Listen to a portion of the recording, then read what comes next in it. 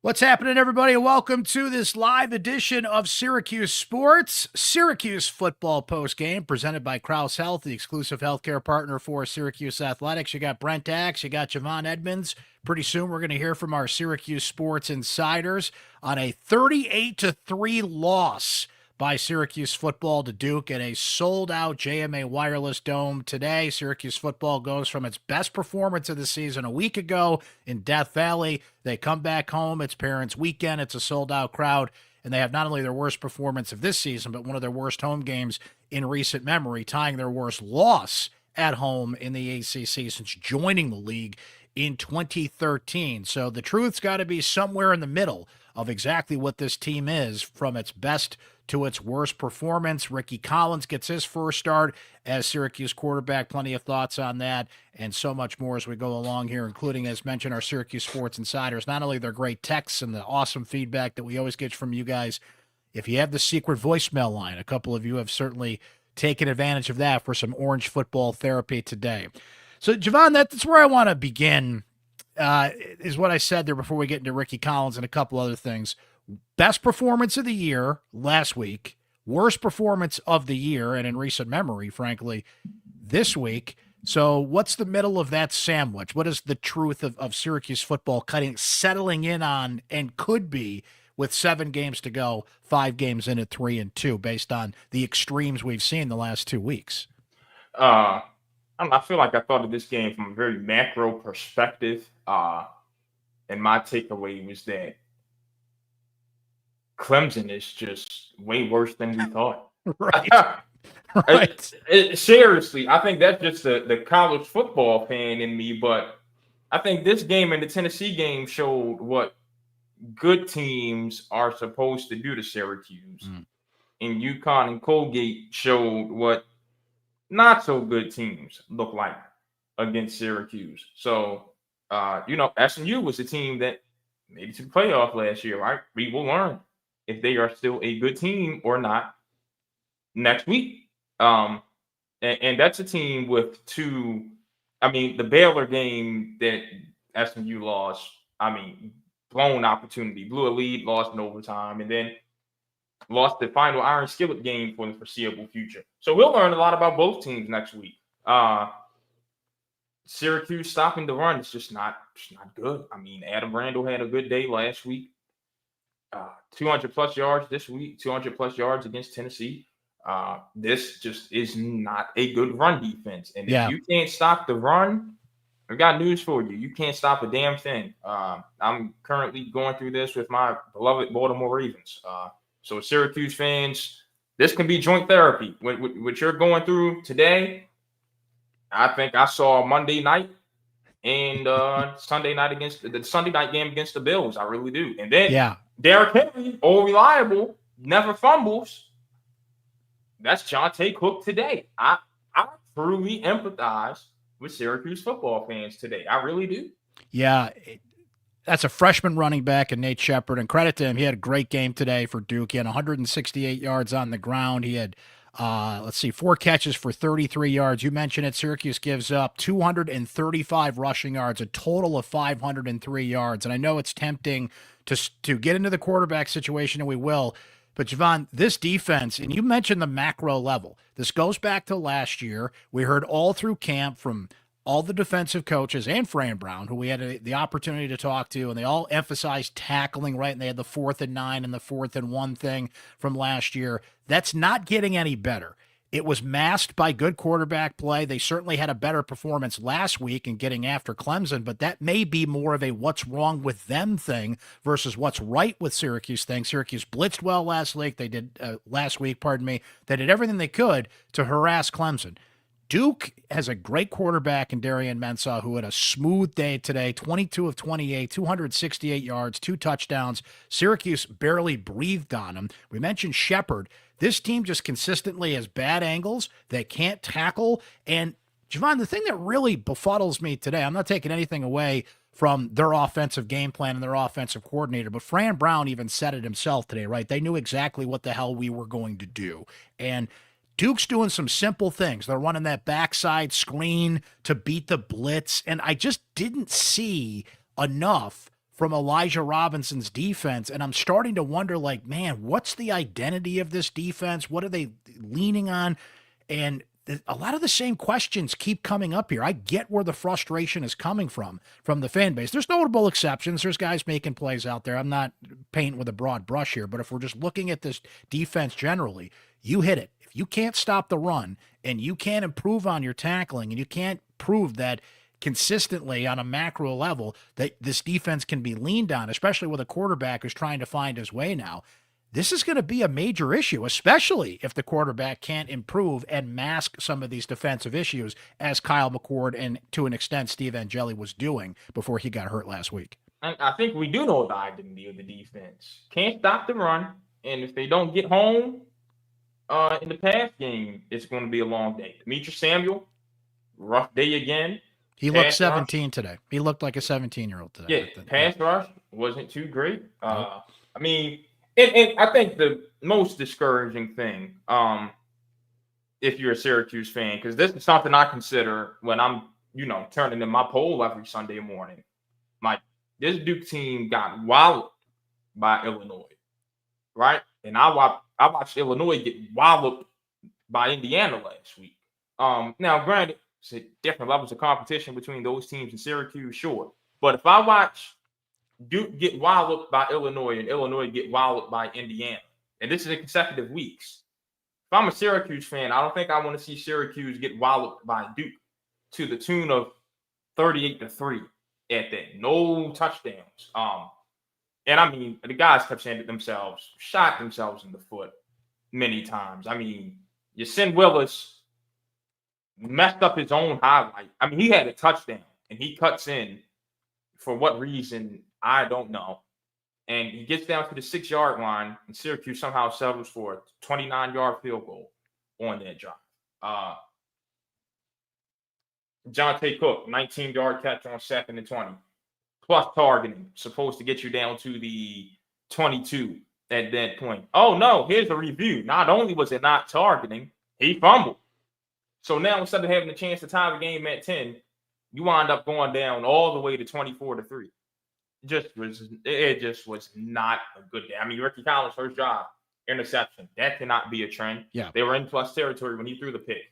On that quickly, Javon. Bad football on the field today. It was. Here I am last night on that note with targeting. I'm watching Florida State, Virginia last night. The ACC opens it up. We're in the replay room. We can hear the conversation. If they get the call right, they get it wrong. Transparency, right? It's all I've ever asked for. Just transparency. What are they talking about? And I'm praising the ACC last night, and that lasted exactly less than 24 hours because today that targeting call, which was not a targeting call, turns into a fumble. Now, Fran Brown said it was the right call because Cook became defenseless, and they discovered the fumble, which they can do. He became a runner. He became a runner. Right. Pardon me. He became a runner.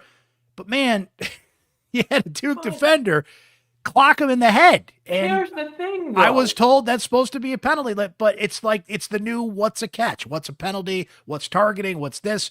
They went to the replay. It was a lengthy replay. I didn't hear it because we were in the press box, so those that were watching the broadcast heard the conversation. And, yeah, it did turn momentum around, but if you can't tackle and your quarterback, as we're going to get into shortly, can't make plays consistently, it doesn't matter what the refs are doing out there. You've got to make up for it in other ways. But everybody was left really confused from that call one way or the other. I think that's what frustrates so many people. I mean, I just saw, I think there's the Phoenix Mercury coach is going to be suspended for game 4 of the WNBA semifinals for calling out the referees last night. It's confusion and lack of consistency. Since when was targeting the college football equivalent of hit on a defenseless receiver? Because the NFL, helmet to helmet and hit on a defenseless receiver are 2 different calls.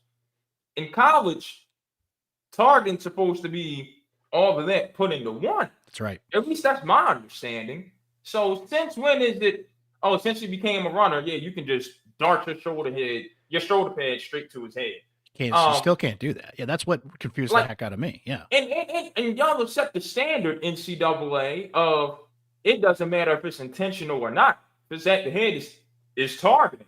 At least that's what the precedent looks like to me. So I'm just on a football, nationally level with the NCAA.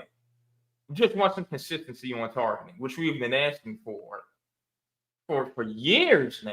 You know, 100%. that just I guess the only person that's protecting the football these days is the quarterback. I don't know. Speaking of the quarterback, let's get to it. Rickie Collins makes his first start. Of course, the news of Steve Angeli got surgery earlier this week for his Achilles injury. He's going to be out anywhere from 6 to 12 months, and that lengthy rehab process. Javon wrote a great story about that this week, guys. You should check that out with some we're not doctors. We just play one on a podcast. So we talked to an actual doctor about what that rehab process is going to be like. So great read from Javon. Check that out. Look, there was a certain level of expectation to have a guy for making his first start, even though he'd got a taste against Colgate, got a taste against Clemson last week. But you could see why Steve Angeli won the job. Rickie Collins has trouble processing fast. He was locking in on his receivers, and today that receiver was Jonte Cook, as you noted. He doesn't look off the safety. I know I'm sounding like Dan Orlovsky breaking down a play here on NFL Live, but we can see these things. He's not going through his progressions, and I didn't expect all that to click on day one, but you got to have some of those things if you're going to be a starting quarterback, right? So you say to yourself, what can reasonably improve for Collins? Can that processing speed improve enough in 7 games that he can still lead this team to a bowl game? Can Jeff Nixon and Nunzio Campanelli reassess after this, simplify the offense, put him in a position to find those open receivers that were there? He has the physical traits, particularly the arm strength.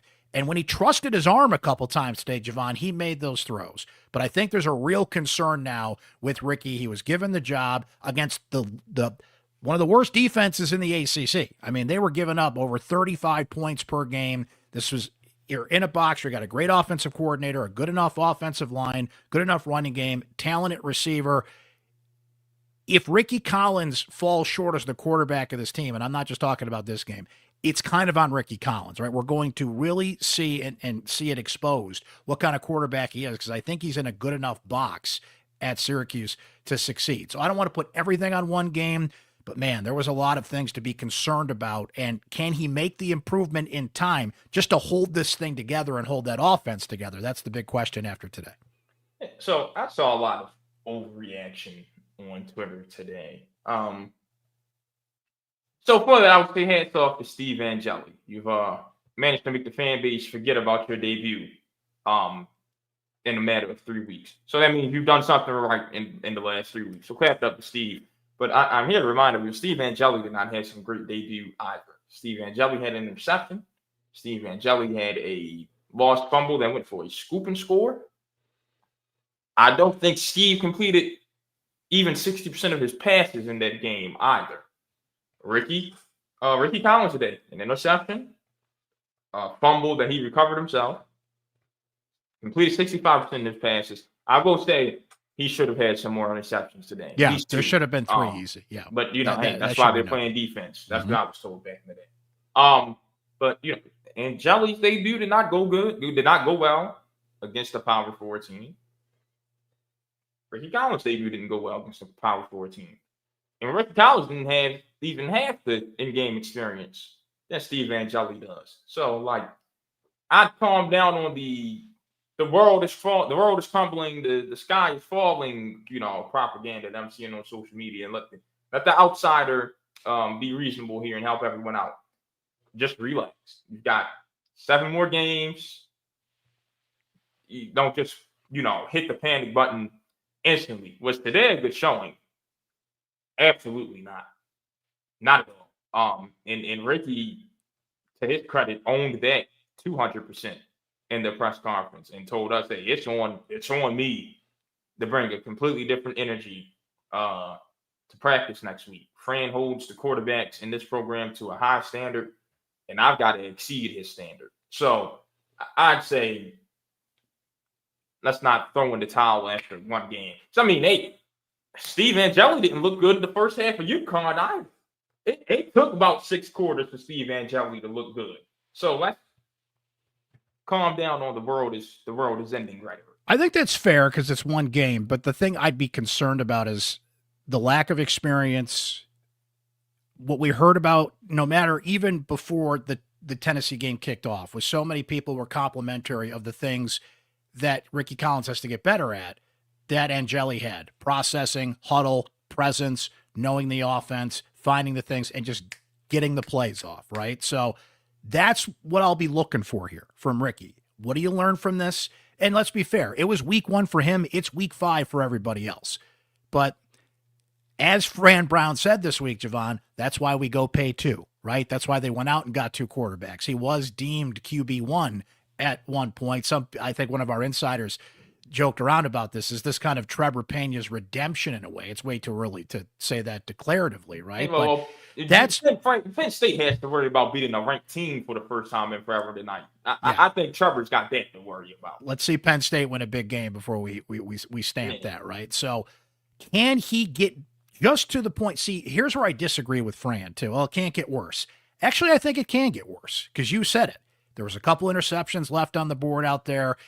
Duke players were saying afterwards, how I don't want to paraphrase here because our colleague Connor Pignatello wrote this, and I know you've got some of this in your Rickie Collins story, so you can fill in the blanks here. But Duke was like, "Hey, look, we knew what he was doing even before he was." In a way, I'm kind of paraphrasing what they said there. So if he takes a deep breath, watches the film, he's got great coaches to help him through it. What can improve to the point that it doesn't get worse, I guess, is the question. I don't know if it's all there for that to happen.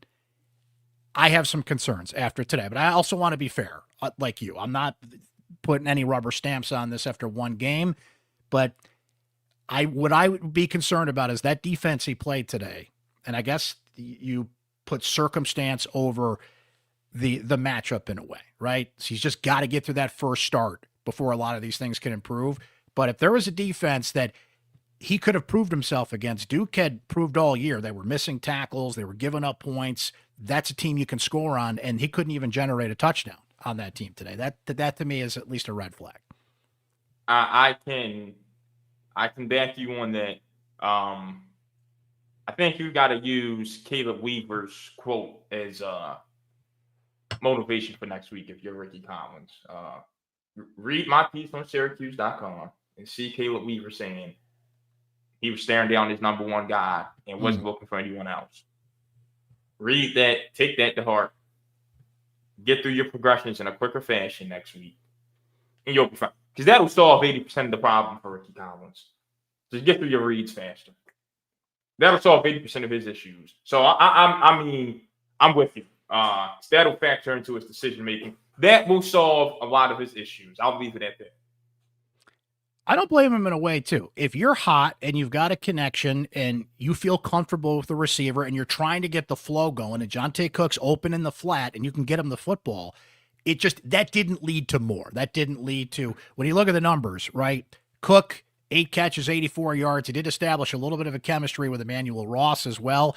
But you want to get Justice Ross Simmons and Darryl Gill more involved. You want Dan Villari more involved than 2 catches for 10 yards. And then they spread it out a little bit more as the game went along, and David Clement and a couple other guys got in at the end when, it's 38-3 and you're getting some guys on the field late. So and did you see today, I was texting a little bit with Damian Rhodes, Javon. He said he saw some bunched up routes out there.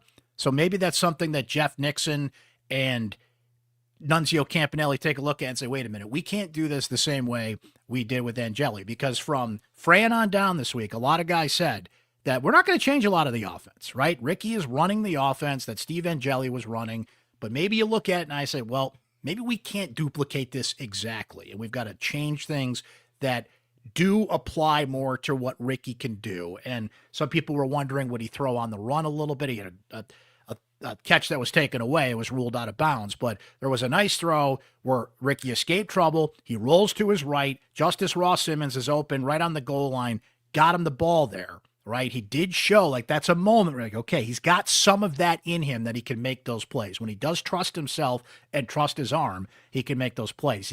I just don't think he's at the point, Javon, where he does trust himself, whereas clearly Steve Angeli did. Steve Angeli just, you had the and like you said, he struggled a little bit. He was leading the country in passing when he got hurt last week, but had to get through some lumps even to get there. But what I saw from Angeli all the way is somebody that trusted himself, trusted his offense. I don't think Rickie's quite there yet, and that just comes with time. Comes with time, but here's the other thing with this. Fran Brown had been on it. You cannot go away from Yasin Willis. It's like, this is me comparing Syracuse to the Ravens again. Last year, right. And Brent, I mean, being a Bills fan, we can be honest. Bills fans, Bengals fans, Ravens fans, and Chiefs fans these days, we watch a lot of each other, right? Yes, we do. The Ravens are known for beating themselves. Last year, out of, I want to say they had 5 losses, you can attribute 4 of those to them getting away from Derrick Henry. This season, you can attribute Syracuse's 2 losses to getting away from Yasin Willis. Which Fran said himself. Like, and Fran's been pissed about it both times. Yasin Willis has got to get the ball. This guy is a sophomore who's actually pretty damn good. Like, Yasin Willis is going to be in the conversation for best running back in the ACC in about a year or 2. And you can bookmark me saying that. And I'm going to give myself a pat on the back, because who was it on this podcast before Syracuse played a game this season saying, I want to see Jeff Nixon get his quarterbacks under center and hand that ball off to Yasin Willis and Will Nixon and use that get into the play action to make. Yeah, you're preaching to the choir here, buddy. You got the president of the Yasin Willis fan club right here. So both of us get a helmet sticker for that. And I mean, I feel like getting under center and running the bootleg would have helped Rickie Collins a whole lot today. Would have made life real simple. Absolutely. So, to whoever it was, flipping my word saying that I said Syracuse needs to play 3 yards in a cloud of dust football and not throw it at all. No. My point was running the ball helps inexperienced quarterbacks. And it creates play action. Rickie Collins a whole lot today. And I will say on the fundamental side, you brought something up that Rickie does, and I hate it in these modern quarterbacks. These guys are so gifted with their arm, and Rickie's definitely one of them, that they just abandon their mechanics and don't step into their throws. Yes. They snap, barely drop back, sit there, stay flat-footed the whole time, and throw flat-footed. No. Get back there, take your 3-step drop, and step into a throw. The good throws today is when he did that. Yeah. When he stepped into the throw, trusted his arm, and it got there. The bad throws that are short, over here, down here, over there, were the ones he didn't. That's a great point. That's a great point. A lot to build on. And Willis, to go back to him for a minute, Javon, Willis had, I think you had the best line here. It's going to be the college football 26 play of the week. Yeah. What button is that you can make make the running back jump? Triangle on PlayStation, Y on Xbox. Gotcha. Yeah. He's running up the field, hits the button, leaps a guy. I asked him afterwards. I talked to Yasin afterwards. I said, did you do hurdles? He said he did run track in high school, but he didn't do hurdles. But, man, he leaped that guy, and that would have been a play that would be everywhere. I don't know if there's a You Got Mossed running back version had Syracuse won, but that was a great play. And it should be on SportsCenter Top 10 tonight. Even though they lost, it should be out there. It should be highlighted. And this is the the second or third time that Fran, you can tell, is like telling Jeff Nixon via the media, give the ball to Willis. Now, I know what this offense is and what they want to do is throw the football, but with Rickie's performance today, so Syracuse coming into this game had thrown for at least 250 yards in 17 consecutive games. That was the longest active streak in the FBS. And, of course, a ton of that is Kyle McCord plus Steve Angeli. But that streak ends, and maybe they can't throw the ball as much as they want to, and Yasin Willis maybe helps. I guess the problem with that is, Javon, you want to balance things out and keep a defense on his toes, but more defenses get more film and see those tendencies, the more they're going to know they've got to run Yasin more. But how many of those defenses out there can stop him? As you said, he's emerging as one of the better running backs in the ACC at this point. Just a couple more things before we go here. I'm sorry, go ahead. You said 17 in a row entering this game, right? Correct. That's the exact number of games Fran Brown and Jeff Nixon had coached at Syracuse. There you go. That was their identity. That is the Fran Brown era right there, the Jeff Nixon era right there. Javon, let's see what our Syracuse Sports Insiders had to say about this one here. It's right there on your screen. If you're watching on YouTube, getting in touch with us via direct text message, and boy, was the text line on that emotional roller coaster today. A lot of you wanted to even see Luke Carney get in the game, get some burn. So a lot of that, and just general frustrations. That's what Dr. Axe is here for you guys to express your frustrations and your praise and everything in between. Your questions, comments, thoughts, opinions. Just want to shoot the breeze and talk SU sports, not only during games, but anytime. That's what our Syracuse Sports Insider text line is for. Here's what they said about this one today, Javon. Michael S. said, waiting for the pod today was like waiting for your dad to get home from work when you knew your teacher's going to call. Appreciate you doing that, though, Michael, even though, there's a little knot in your stomach. Like, oh, boy, we're about to take some medicine. I think there's more fear to getting that phone call home than waiting for this podcast. Tommy B says, I've got to ask, guys, was the quarterback battle all smoke and mirrors? I can't imagine that there would have been a competition between Angeli and Collins based on their performance today. I don't think so. I mean, Javon, we didn't see all of practice. We didn't see the scrimmages, but I saw enough plays. And look, this could be the difference between camp and when the bullets are flying, right? But there were plenty of times that Rickie made some good throws and showed he was pushing Angeli. That did not come out of the thin blue sky. And I know that coaches tend to hype things up sometimes, and what they tell the media you have to take with a grain of salt in some ways, though Fran is about as transparent as any coach out there. But I don't think it was smoke and mirrors. Was it as close as maybe they played it out to be? I don't know. You could say maybe not, but if it wasn't that close, then Angeli would have been the starter from day one, and there wouldn't have been a competition anyway. Brent, let me know how many scrimmages did we get to see? As many as this number right here. 0. How much 11-on-11 did we see? Not much. Not a ton. How much 7-on-7 did we see? Not a lot. And what we saw, like you said, we saw Rickie Collins make some throws, but also we saw Steve Angeli miss some throws. We did. So, I mean, from what we saw, legit competition. I'll just say, once again, one game. I'd pump the brakes after one game. Jason M. says, you can't put this loss on Collins. He's agreeing with you. He looked better when he rolled out. Think he made some good throws. Think he made some bad throws. But it's not all on him. I mean, it's not all on him given the way the defense played, but it's the quarterback's job to generate some kind of offense, even though you're put in that spot, all things considered, grain of salt, all that, and he didn't. So you can put it on the quarterback. That's when you're, especially in this day and age, when you're going out there and paying some big money for some quarterbacks, fair or not, it ups the expectation of what they have to deliver when they get into these games. And the defense, like, let's not bag on them too much. They had some drives where they came through and did what they were supposed to do, where Syracuse needed some stops. There are a few 3-and-outs that defense got, and the offense just turned it into nothing. So by the time you get out there, you're gassed. Antoine Delorier, another good day. 6 tackles on the day, had a sack. It shows that presence in the backfield. A shout out to him, who just continues to emerge as one of the better freshmen, not only on this team, but at his position in the ACC. James thinks that good quarterback plays covered up some of those defensive warts that we're mentioning. Someone needs to question how long Fran sticks by Robinson. Poor tackling and bad angles on the pursuit are not improving. Seth B. says Collins is a long way to go. I know it's only the first game as starter, but 3 points against a weak Duke defense is inexcusable. And he adds this, Javon, speaking of defense without Angeli, the defense has been exposed and has given up a ton of yards all year. I'm back to thinking it's going to be a long year. So, look, some insiders get emotional. They got to blow off some steam here, but you hit one of the best points of the show. If they can't stop the run, it all flows from there, right? So that's the thing of all the issues on the table here. If they can't stop the run, we're going to have some problems here. You got to love the up and down emotional roller coaster of football fans, don't you? What makes this country so beautiful. Nathan M. says, so do we call this, there's the text I was referring to, the Trevor Pena redemption game. He clearly saw, as Fran did, that it's just not there for Rickie. Look, Trevor Pena left for a lot of reasons, and 2 million of them plus is why he left Syracuse. I don't know how could I word this?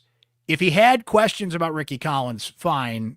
That did get out there, and Fran did kind of circle back and address that and kind of push back on Pena. Trevor Pena left because he got paid more at Penn State. That's why Trevor Pena left. I'll hop in here and fix that for you. He left because of Rickie Collins. He chose Penn State because of 2 million different reasons. But he left because of Rickie thing is very accurate from what Fran has told us and from what I've been told outside of Fran, $2 million is just reasons for him to choose Penn State over UCLA and everyone in Miami and everyone else that called his phone. But again, one game, and like, I wouldn't even say Rickie himself is the reason. I say the concept of Rickie.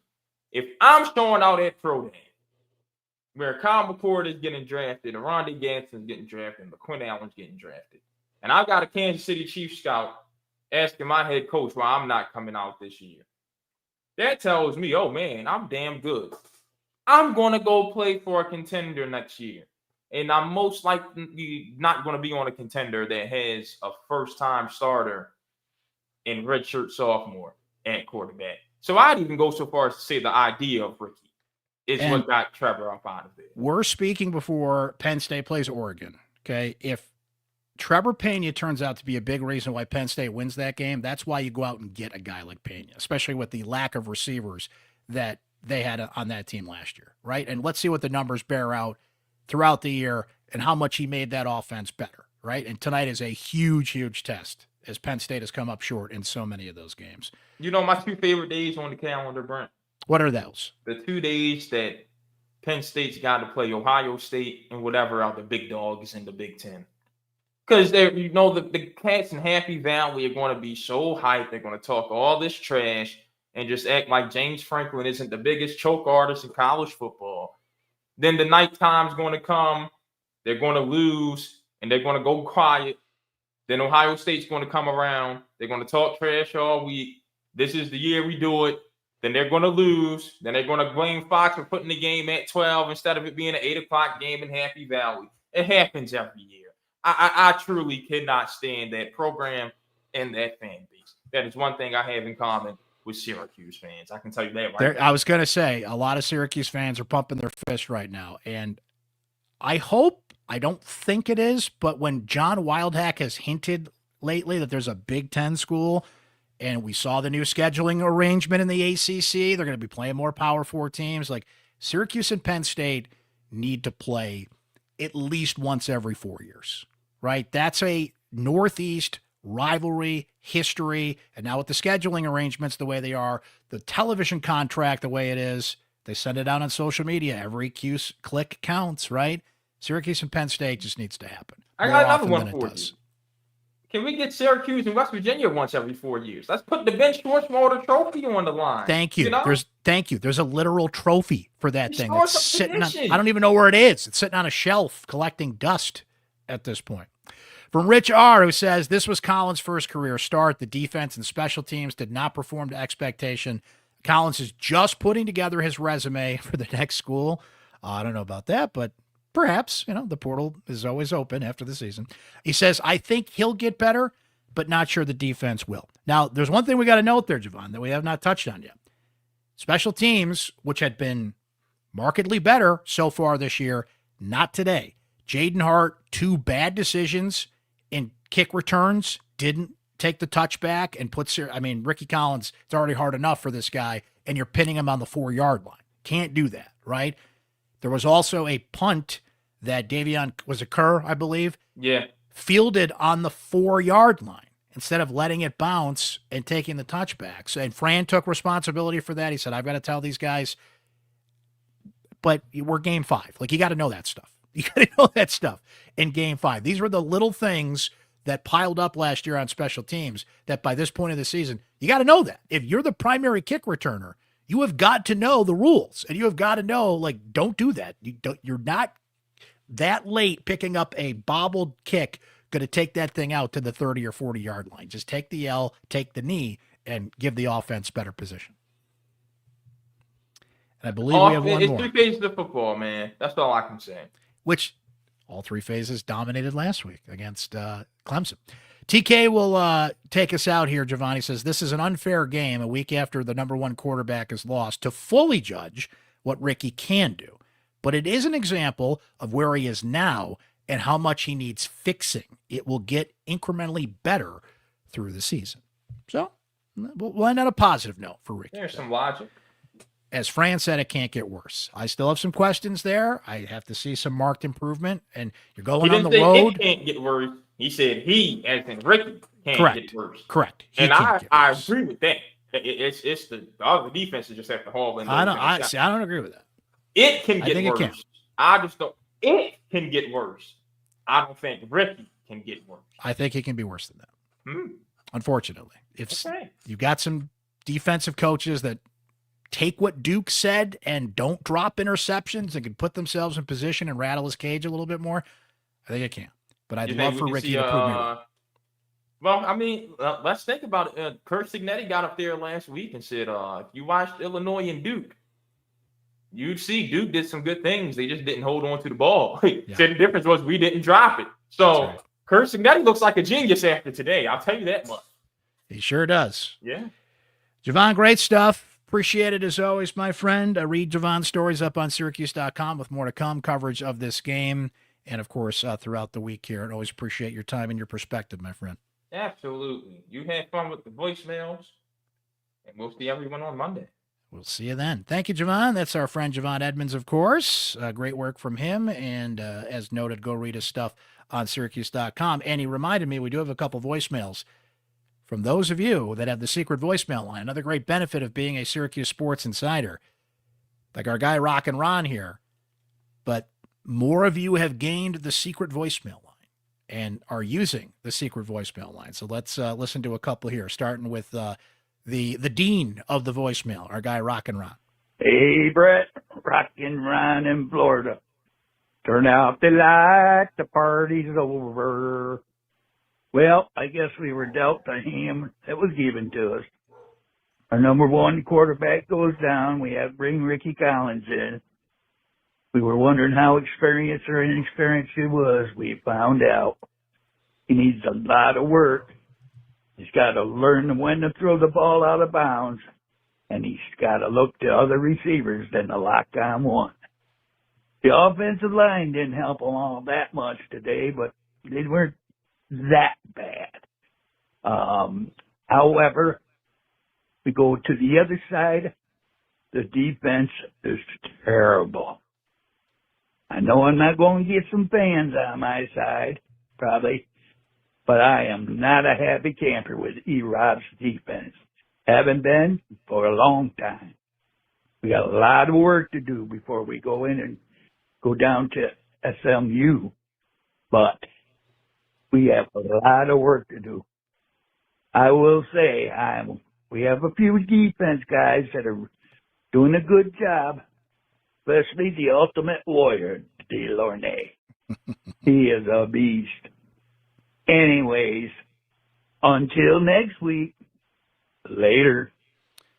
Antoine Delorier is a beast. You know, the defense had such a bad day that I don't want to compliment a lot of what they did, but he is getting in the backfield. He's consistently making plays, sacked today, led the team with 6 tackles.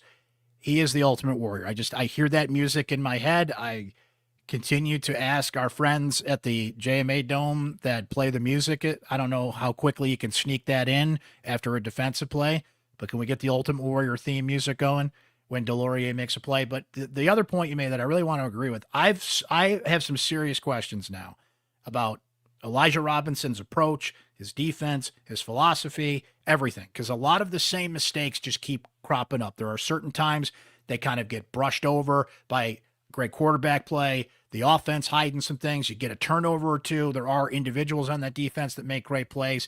It's been bend but don't break the whole time, though. And you can't live on the edge that much. Eventually, you're going to slip and you're going to fall off. The missed tackles, the over-pursuing, I mentioned it earlier, just simple things that Duke did today to beat the blitz that they don't adjust to. They were off the receivers the whole game. I've got some serious questions here. They've got to show marked improvement defensively. Or, I mean, that's going to be tough because that's, Fran went out and hired a bunch of people, including E-Rob, they are lifelong friends. They are childhood friends, right? That's the issue, though, sometimes when you hire your friends. There are certain things maybe you don't see that if you just hired the best available candidate. I mean, Fran knows the results. He sees that he's a defensive coach himself. But you got to wonder, at some point, will that friendship cloud some things that you need to see clearly as a head coach? So he's free to prove me wrong here. And see things improve on that defense going forward, but a lot of the same issues keep popping up there. I believe this is Randy who left us a voicemail as well. Hey, Brent, Randy in Austin. It's rare I turn a game off in the fourth quarter, but man, what a no-show disaster this was today. I think that the sales totally came out of this team after Collins throws the early interception. Not a great throw, but you gotta move on from that. The defense no-showed today. I'm listening to the guys on ESPN try to make the Duke running back the next coming of Emmitt Smith. Syracuse has a lot of questions to answer, especially defensively. I don't think Fran had them ready to play today. I know I maybe just contradicted myself, but maybe a little bit better of a showing in the second half. But what a buzzkill, man! What a buzzkill! You come home and you lay that kind of egg. Now, credit to Duke. They took it to Syracuse. Now they're going to come down and play about 3 hours north of me against a good SMU team, and if they can't clean some of this stuff up, they're going to get run in that game as well. I wish I had something positive to say for you, man, but there just is not a heck of a lot there today. I could praise the punter, I guess, but I was never one of those Dixon for Heisman guys back in those days. So, yeah. Sometimes I try to stay positive, as you know, but there's nothing positive today. Randy, thank you for the voicemail, and how dare you? How dare you say that about the great Riley Dixon, Heisman Trophy winner? We will not take any Riley Dixon slander on this podcast here, but it's okay to say there was nothing positive out there because there really wasn't.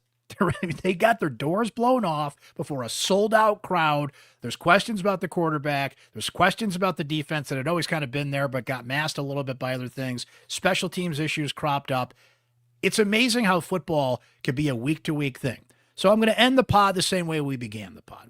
The question is, what now lies in the middle?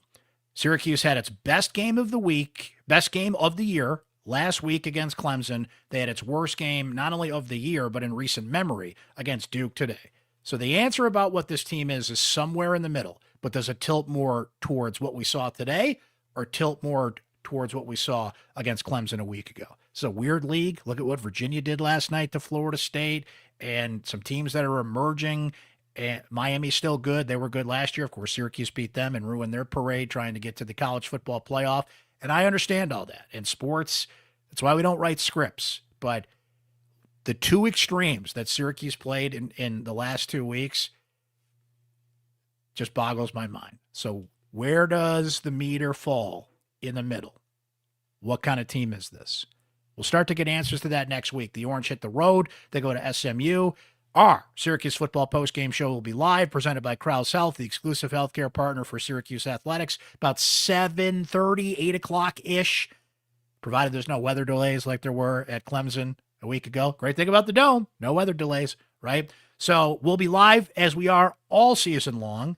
When basketball season comes along, we'll be doing our live basketball post-game shows and the Syracuse Sports Podcast as well. Stay tuned to that. Subscribe is the best way to keep up with the pod on Spotify, Apple, YouTube, wherever you get your podcasts. Make sure you subscribe and follow so when a new episode pops up, including our live post-game shows, you won't miss a thing. Thanks to our insiders. Thanks to Javon. Thanks to those of you taking advantage of the secret voicemail line. Thanks for listening to the podcast. Thanks for reading our coverage, of course, on syracuse.com. Keep doing that. We will have much more as we go along here, but enjoy the rest of your weekend here. Syracuse today, though, dominated by Duke at home, a no-show before a sold-out crowd, losing to the Blue Devils 38-3. This has been Syracuse Sports Live, our Syracuse football post-game show presented by Krause Health. My name is Brent Axe, and we will talk to you next time, guys.